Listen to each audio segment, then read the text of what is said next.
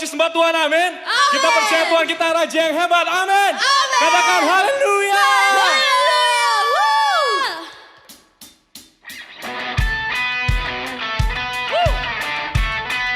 Sama-sama kita sembah Tuhan kita.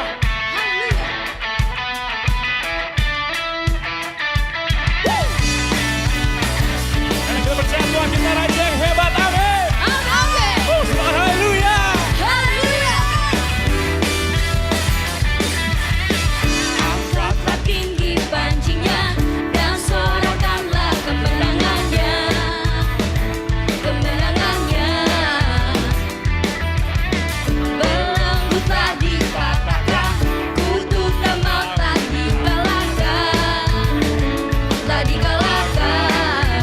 Oleh darah-Mu, Oleh darah-Mu yang bebaskanku. Kaulah Raja yang hebat, kebangkitanmu di dalamku, di dalamku. Tiada takut dan gentar, kemenanganku bersamamu, bersamamu. sembah haleluya.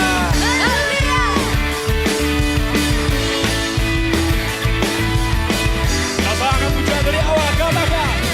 Angkatlah tinggi pancingnya dan sorakanlah kemenangannya, kemenangannya.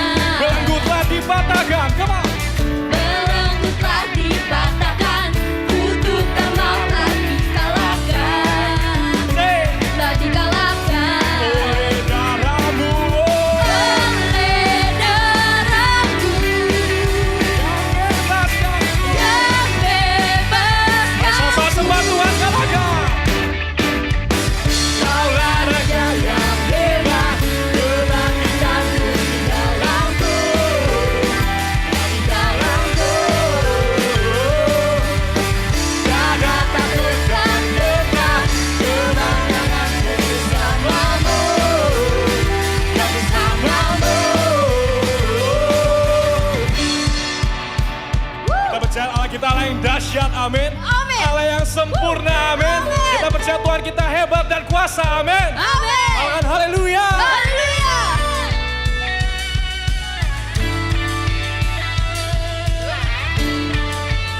Mari sama-sama kita nyatakan buat Tuhan kita, come on. Sekarang selamanya Kau berkuasa atas Segalanya, namamu yang kuserukan.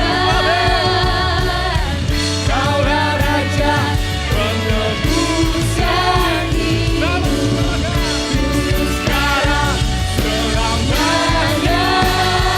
Kau berkuasa. Kau berkuasa atas segalanya, namamu yang kuserukan. Kaulah Raja penebus yang hidup. Mari sama-sama katakan, come on. Kaulah Raja yang hebat, kebangkitanmu di dalamku, di dalamku. Tiada takut dan gentar, kemenanganmu bersamamu, bersamamu.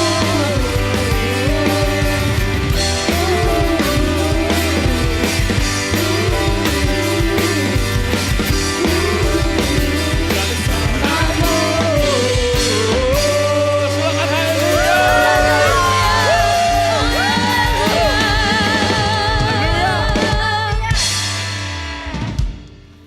Mari teman-teman kita siapkan sikap hati yang terbaik buat Tuhan. Ya Bapa, terima kasih ya Tuhan, terima kasih. Let you be seated high, Lord. Be seated in our praise. Oh Jesus, you are the word at the beginning. One way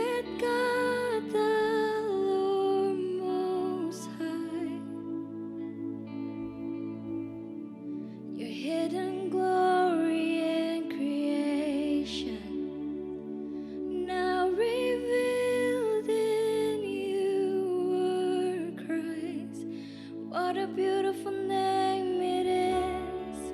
What a beautiful name it is. The name of Jesus Christ, my King. What a beautiful name it is. Nothing compares to this. What a beautiful name it is. The name of Jesus.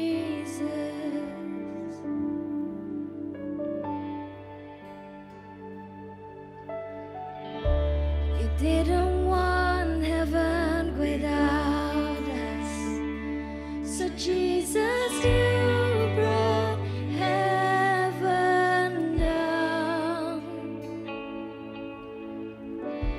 My sin was great, your love was greater. What could separate us now? What a wonderful name it is. What a wonderful name it is. The name of Jesus Christ, my King. What a wonderful name it is. Nothing compares to this. What a wonderful name it is. The name of Jesus. What a wonderful name it is. What a wonderful name it is. The name of Jesus Christ, my King. What a wonderful name it is. Nothing compares to this. What a wonderful name it is. The name of Jesus.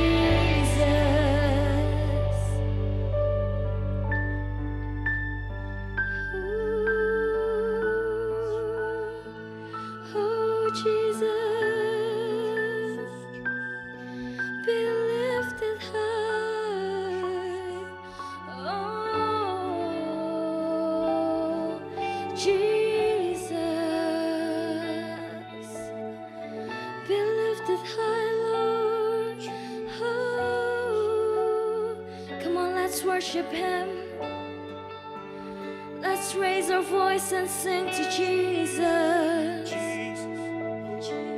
Oh God, oh God, we surrender it all to you. Yes, we surrender it all to you, Lord. Oh, come on and sing, say, that could not hold you. The veil tore before you. You silenced the bones of sin and grave. The heavens are roaring. The graves don't need glory.